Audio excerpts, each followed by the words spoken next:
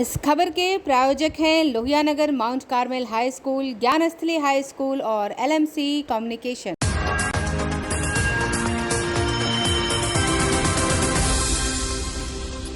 नमस्कार, मैं हूं आयुष शर्मा और आप देख रहे हैं आंखें न्यूज 24।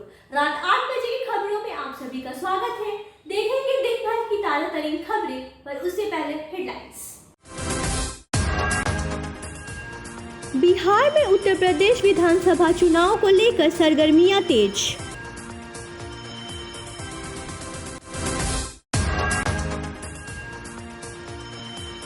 बीजेपी के साथ गठबंधन पर ललन सिंह ने दिया बयान।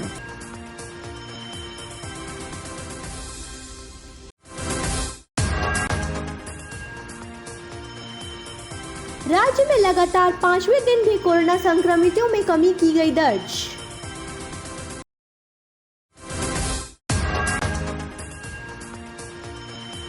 गंगा में अवैध खनन को लेकर की गई छापेमारी।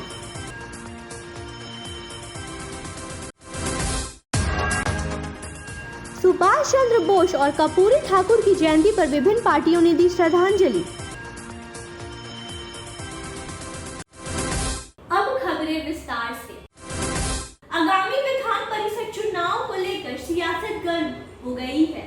पक्ष विपक्ष एक दूसरे पर लगातार हमलावर है। भाजपा के प्रदेश प्रवक्ता ने अपने बयान में कहा कि राजद ने MLC चुनाव में अपने 20 उम्मीदवारों को उतारने की घोषणा कर दी है और कांग्रेस को गिड़गिड़ाने पर मजबूर कर दिया है। वहीं उन्होंने एनडीए गठबंधन पे भी कहा कि यहाँ कोई विवाद नहीं है। महागठबंधन में सीटों का तालमेल में आज 20 सीट राजद ने घोषणा कर दिया है और कांग्रेस को कटोरा लेकर के खड़ा कर दिया है।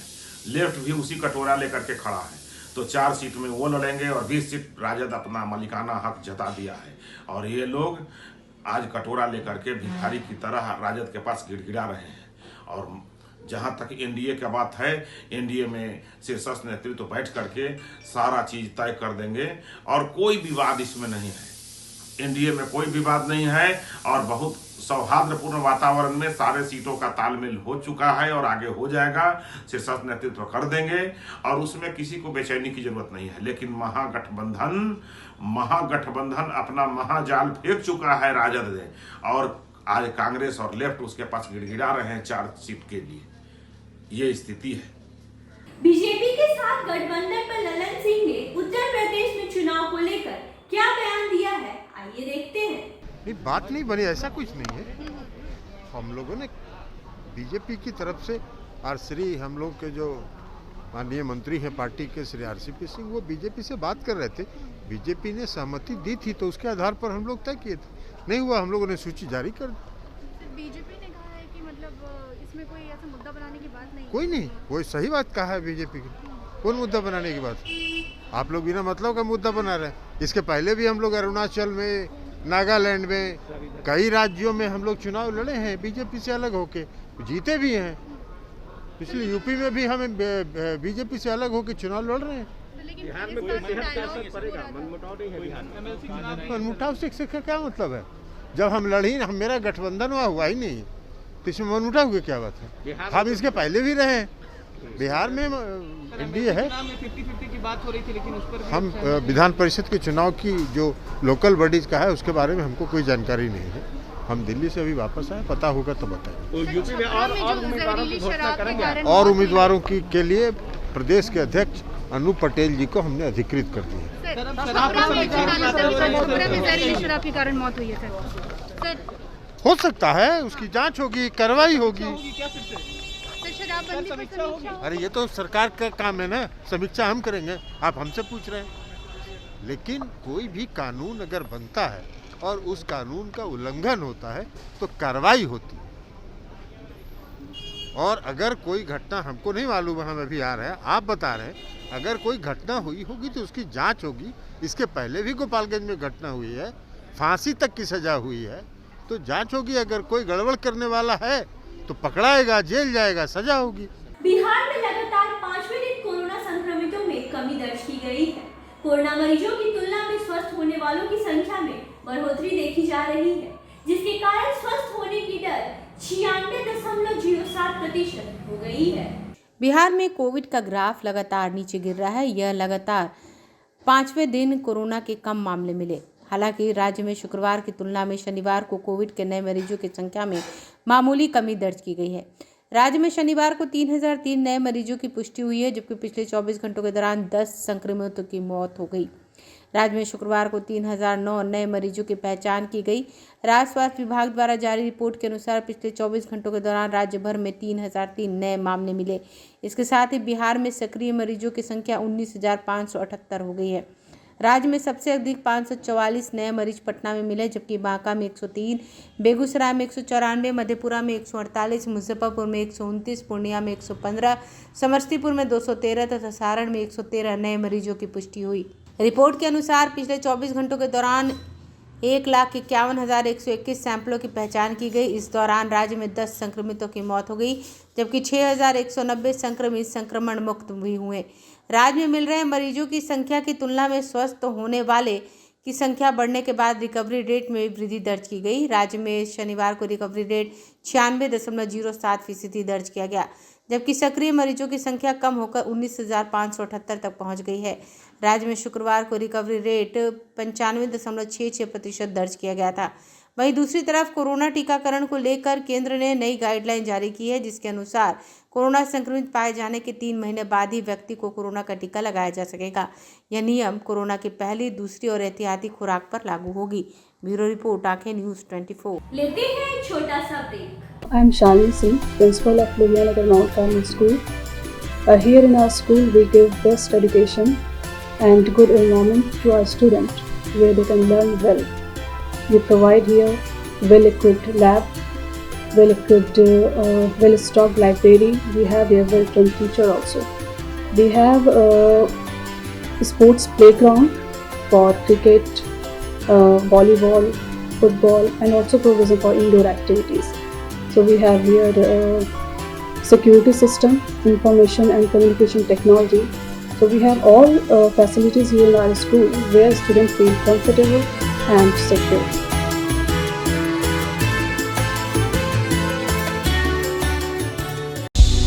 क्या आप पत्रकारिता के क्षेत्र में अपना कैरियर बनाना चाहते हैं?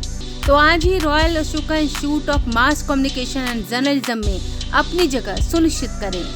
आर्यभट्ट ज्ञान विश्वविद्यालय पटना से मान्यता प्राप्त 100% प्लेसमेंट के साथ royal Ashoka institute of mass communication and journalism नामांकन जारी है। हमारा पता है DS/16 गायत्री मंदिर के समीप, कंकड़ बाग, पटना 8,20,000। आप हमें संपर्क भी कर सकते हैं। हमारा मोबाइल नंबर है 9955456126। ब्रेक के बाद आप सभी का स्वागत है। गंगा में लगातार पुलिस को इस बात की सूचना मिली थी कि अवैध खनन किया जा रहा है।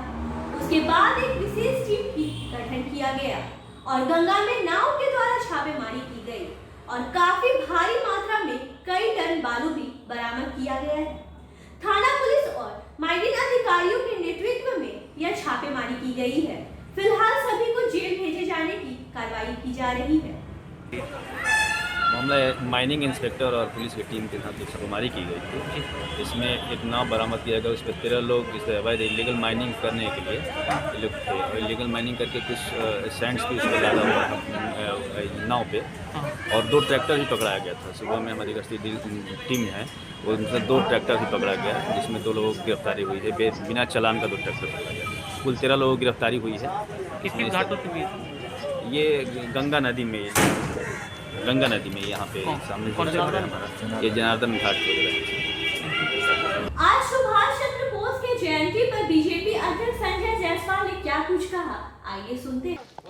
आज सुभाष चंद्र बोस जी की जयंती पर पूरा राष्ट्र उनको नमन करता है और साथ ही मैं माननीय प्रधानमंत्री जी को बहुत बहुत धन्यवाद और आभार व्यक्त करता हूं कि उन्होंने राजपथ पे जो निर्णय लिया है, जो 1968 तक भी इस देश के आज़ादी के 20 साल बाद तक भी एक विदेशी राजा की मूर्ति थी और उस स्थान पर भारत के स्वतंत्रता से संग्राम के सबसे अग्रणी नेताओं में से एक श्री सुभाष चंद्र बोस जी की मूर्ति वहाँ लगने जा रही है और उसके पहले आज से 3D होलोग्राम लग रहा है।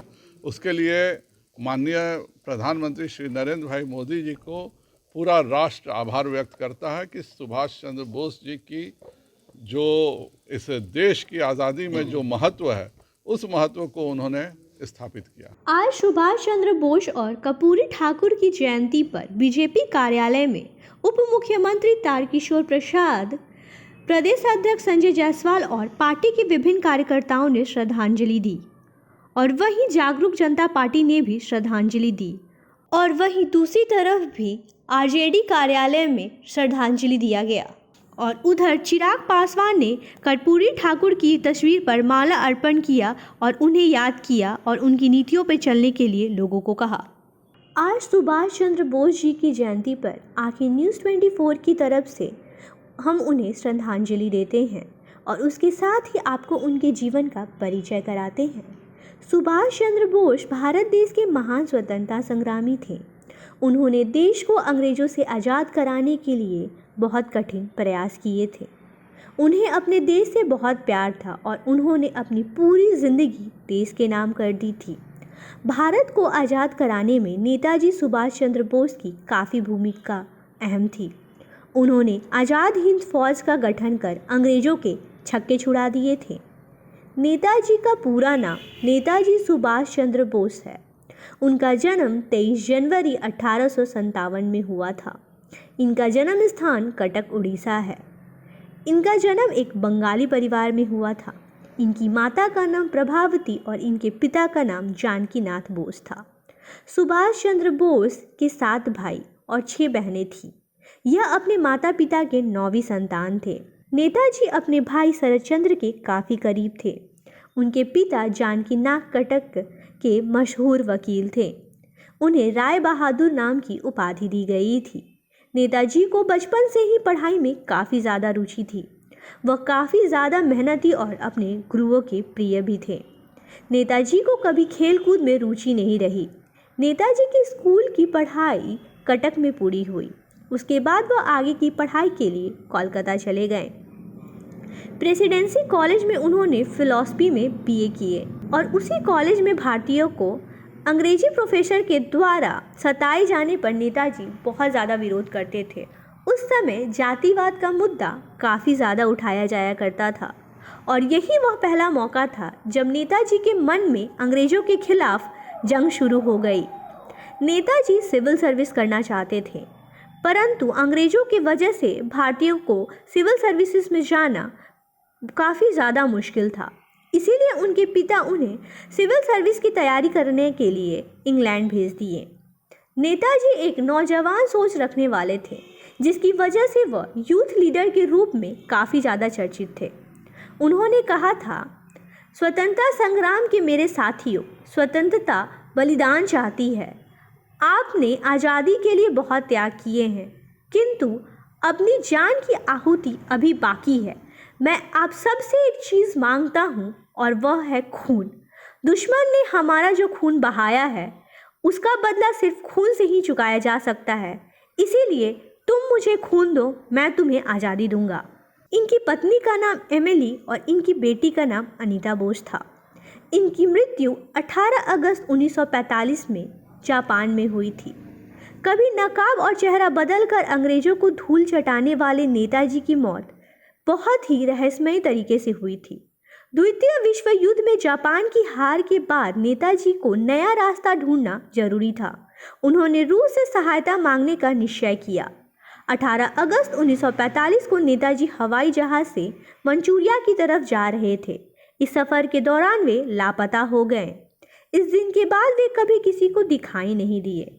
23 अगस्त 1945 को जापान की दोमोई खबर संस्थान ने दुनिया को खबर दी कि 18 अगस्त के दिन नेताजी की हवाई जहाज़ ताइवान की भूमि पर दुर्घटनाग्रस्त हो गया था और उस दुर्घटना में बुरी तरह से घायल होकर नेताजी ने अस्पताल में अंतिम सांस ली। लेकिन आज भी उनकी मौत को लेकर कई शंकाएं जताई जाती है। चलते चलते एक नजर फिर से सुर्खियों पर। बिहार में उत्तर प्रदेश विधानसभा चुनाव को लेकर सरगर्मियां तेज।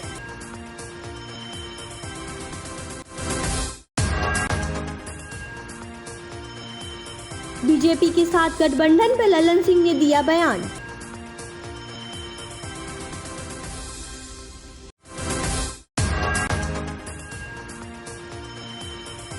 राज्य में लगातार 5वें दिन भी कोरोना संक्रमितों में कमी की गई दर्ज।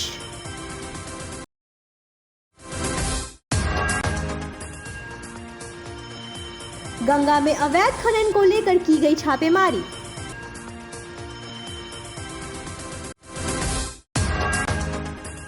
सुभाष चंद्र बोस और कर्पूरी ठाकुर की जयंती पर विभिन्न पार्टियों ने दी श्रद्धांजलि।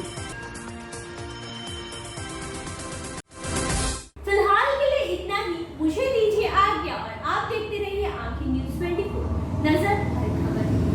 यदि आपने हमारे चैनल को अभी तक सब्सक्राइब नहीं किया है तो हमारे चैनल को सब्सक्राइब करें, लाइक करें, शेयर करें और कमेंट करें।